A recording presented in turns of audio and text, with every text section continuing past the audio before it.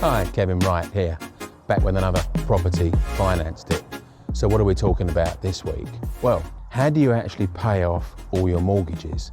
Now, it's okay getting mortgage after mortgage after mortgage, but you're going to get to a point where you've got enough properties, and some point you've got to start paying those mortgages off. So this week, I'm going to give you 3 ways to pay off your buy-to-let mortgages. That sounds interesting? Stick around.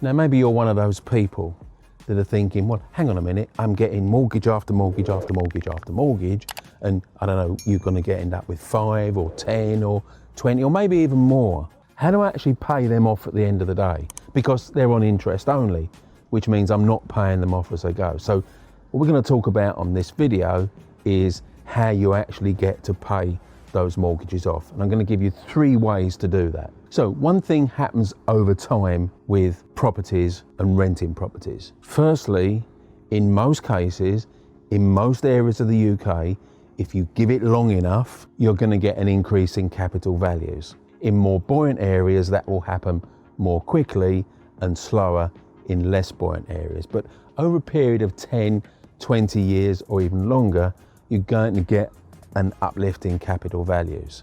That's the first thing. Second thing is you're going to get an increase in rental values. You may not have been in property that long, but if you were in property 10 or 20 years ago, the rent you could charge was significantly less than you're able to charge today. So rent increases over time. That means that as your property career progresses, you're going to have ever increasing excess cash from your monthly rent. Okay, you might not see that in the first 2 or 3 years, but on a longer period of time, you will see this. So let's look at the first of 3 ways, and this one is probably the simplest. Most buy-to-let mortgages have an overpayment facility. So you've got redemption penalties on most mortgages, which stops you repaying them, but they give you a window of opportunity each year. And typically, that is, you're allowed to pay up to 10% of the balance without incurring any redemption penalty. So you're able to, whenever you want to, and there's no contract or anything else. If you've got some spare cash and you want to throw it into your mortgage and start to pay that one down, then up to 10% every year is available. So, okay, you might change your fixed rates. You might go from a 2-year or 5-year, that might run out and you get a new one. Well, each subsequent mortgage is likely to have the same facility. So if you know, in the later years, maybe after, I don't know, 5 years after you've bought a property, you can find the capital value go up. You can find the rental income is higher than what it was originally. You might start to get enough excess rent for this to be an option. And the further you go, the more years that you own a property, that position only accelerates. So that's a great way to actually, over a period of probably 15, 20 years, is to pay down your mortgages. Let's look at the second way. People tend to think of mortgages as, oh, it's repayment or it's interest only. In other words, one or the other. And that's not actually true, because mortgage lenders are quite happy to mix and match the two. From literally 99% interest only and 1% repayment, and at any given mix from there upwards. Now, another way, that is the second way, is that you can ask your mortgage lender to switch to partial repayment. Again, when you've got excess rent over your mortgage payment, which typically is going to be after 3 to 5 years and longer. So you can start with maybe with 5% or 10%. Now, these are not set in stone, so you can adjust them up or down according to circumstances. Now, some people think you also need to change your product, and that could mean that you could incur redemption penalties. Actually, this is not true. Within your fixed rate period, you can, at any time, you can ask your lender to just make that switch to partial repayment. And even like a 10% is going to start accelerating paying off the balance of your mortgage. And as years go by, if you choose to, you can just, again, vary that mix. So the percentage of your mortgage on interest only is coming down, and the percentage of your mortgage on repayment is coming up. So that's the second way. What's the third way? Let's look at that. Now, this is all about capital appreciation. So in most areas of the UK, if you give it enough years, your property will double in value from what you purchased it at. Now, if your portfolio as a whole has doubled in value, here's the way that you can pay off your mortgages.